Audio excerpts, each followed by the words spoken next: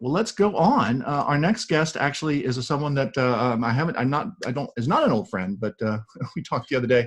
Michael Bender, who is now with Pluralsight, and also with who organizes an event called the Krewe at Microsoft Ignite.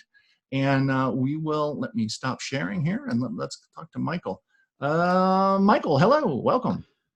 Good afternoon, good morning, or good evening, depending on which time zone you are in. That's a good one. I've used one like that for many years. But welcome, Michael. So glad to kind of virtually meet you in public here. I think we just listed you there from the Krewe, but you are actually currently with Pluralsight as an author and I don't know if you call them evangelist or whatever you're called at the moment. Yes, I am a author evangelist at Pluralsight. So pretty much my role is primarily to build content within our catalog, but also to help not only our learners but also the authors on our platform just get a better idea of what we have to offer. And I also do work with our authors to help them be better authors. So it is a bit of evangelism on internally within the company, but also externally as well. Cool. So you do a little bit of everything. You do kind of Windows and Windows Server sorts of stuff. You work on you do some apps and some Azure things. So you're a little bit of a cross-field player there with terms of Microsoft tech and kind of the curriculum you work on. Yeah, I'm more on the ops side. So my background is traditionally Windows Server, virtualization, both Hyper-V and VMware as well. I'm schooled in both of those worlds. And then on the cloud platform, I'm pretty much in the IaaS and the SaaS, the infrastructure as a service and the software as a service. I do play a little bit in the platform as a service area, but traditionally most of my stuff is kind of defined around your traditional IT pro, even though that kind of is a moniker that I think is kind of going away a little bit. Which is a shame. Which is kind of a shame, I think, isn't it? I like IT pro, but it's an interesting thing. For so long, I've considered myself an IT pro. It's always been a badge of honors. Those of us that are IT pros, we're like, hey, I'm an IT pro. You know what you stand for. But when I was at Microsoft, some people didn't really necessarily like the word IT pro because it didn't resonate for people that weren't in the Windows world.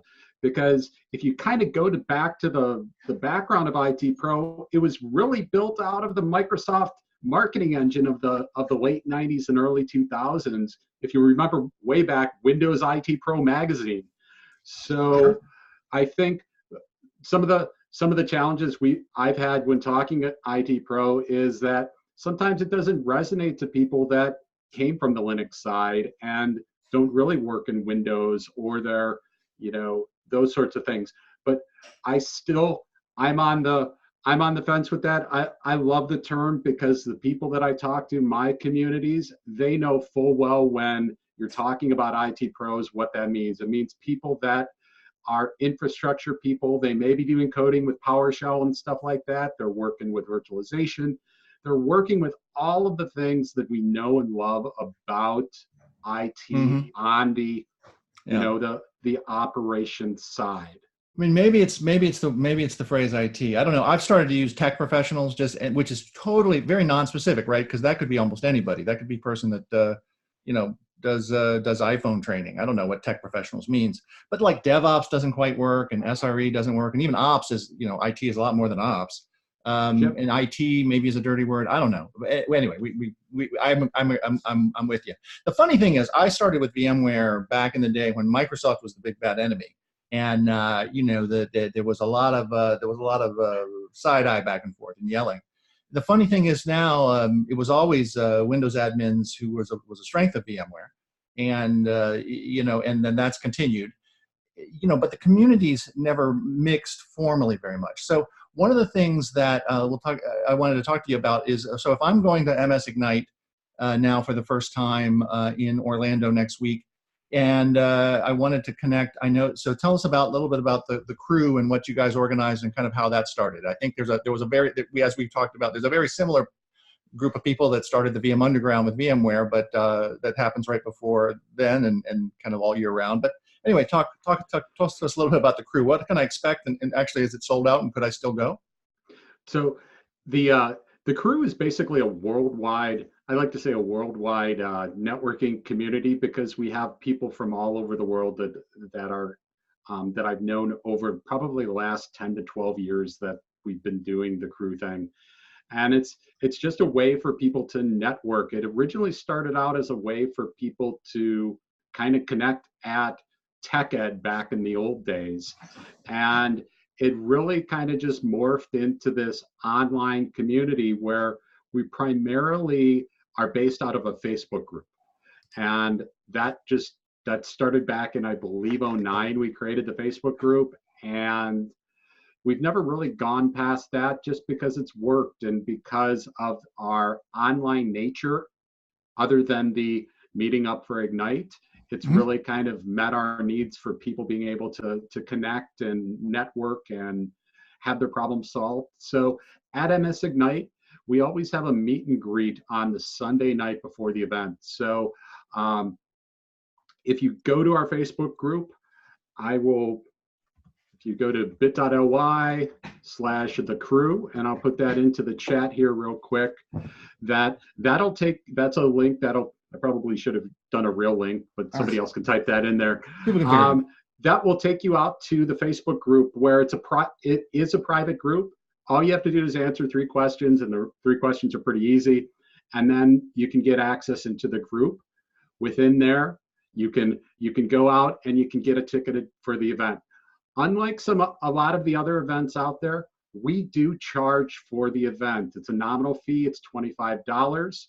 It covers, you get in, entertainment, networking, food, drink. We do have sponsors, and we do it for a couple folds. One, we never know from year to year who our sponsors are going to be on board and whether they're going to be with us for the next year. So it's a way for us to have inflow into paying the costs. The other reason why we do it is it creates a barrier of entry.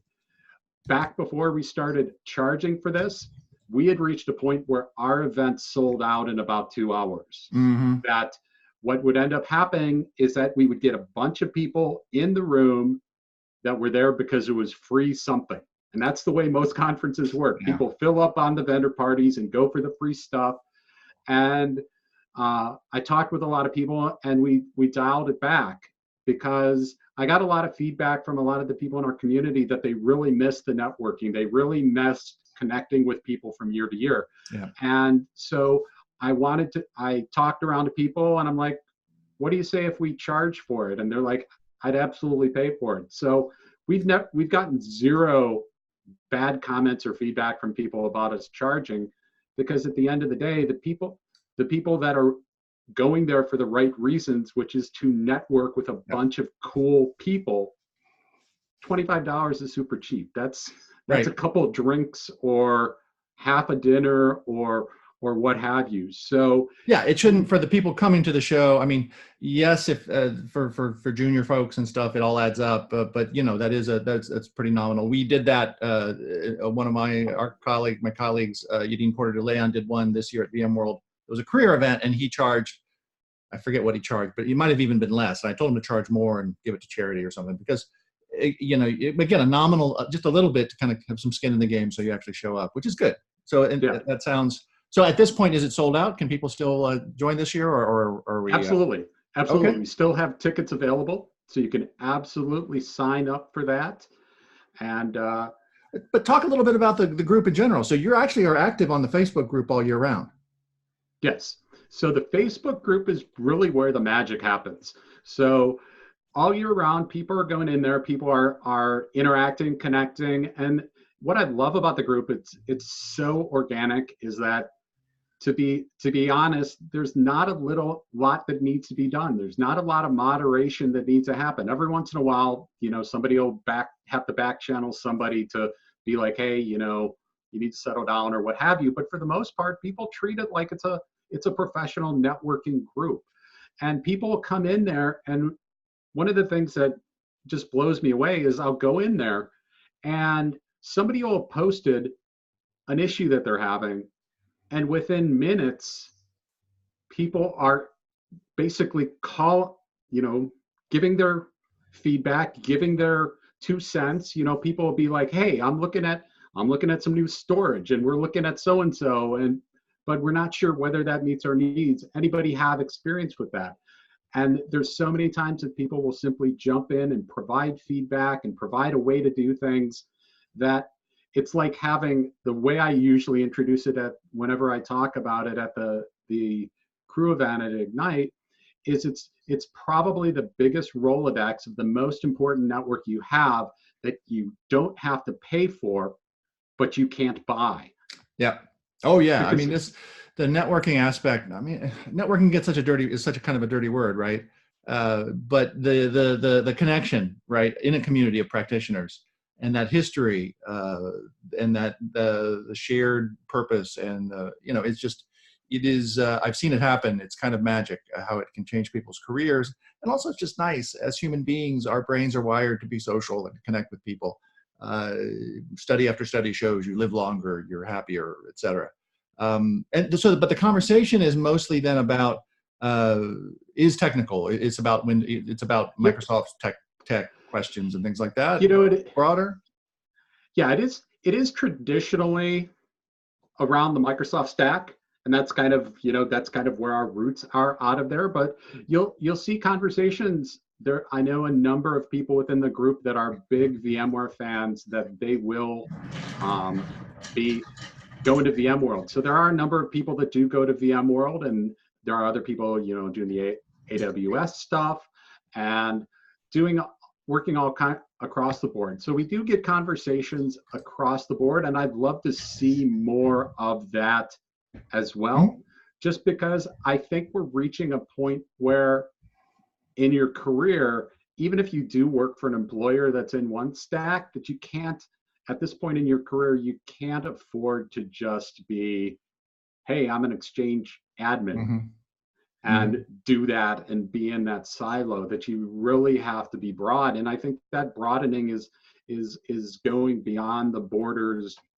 of just a specific company, that having a look into what the other companies are doing, because you could be a cloud architect doing Azure, and opportunity comes up to go work doing stuff with AWS, that it's not a complete lateral move, but it's something that if you know how the cloud works in one place, a lot of it is simply figuring out how to connect the names from one place to another. Right. Very much like storage or virtualization or those platforms. Yeah, that's where I was going. Like storage, security, virtualization, networking, the compliance, whatever your skill set is, it is a I don't know, matrix. I don't know what I'm trying to, we got stacks, and now it's cross stack. Yeah. I mean, you can bring your expertise to many different stacks, and maybe it's not multi-cloud. Maybe we are in a multi-stack world. Yeah. Azure Stack being one of them. Yeah. Hey man, there's all sorts of stuff that I would love to talk to you about what makes a good training curriculum, how the history of the Microsoft community, and how it's grown and changed over the years. But y'all aren't scary and VMware and VMware is not at war with anybody at the moment, I think. So VMware people and Microsoft people should be able to coexist this decade. So I now have some folks that I know will be there in Orlando. I'm not going to slag on Orlando, but it's my favorite place in the world because it's hot. But it's October, so it should be gentle. So from what I hear, it is hot and humid right now. It's okay. You're inside. You don't see the sun anyway with those things. Exactly. Anyway, Michael, have a great weekend. Have a great week at MS Ignite. Good luck with your future endeavors. You're Michael Bender on Twitter.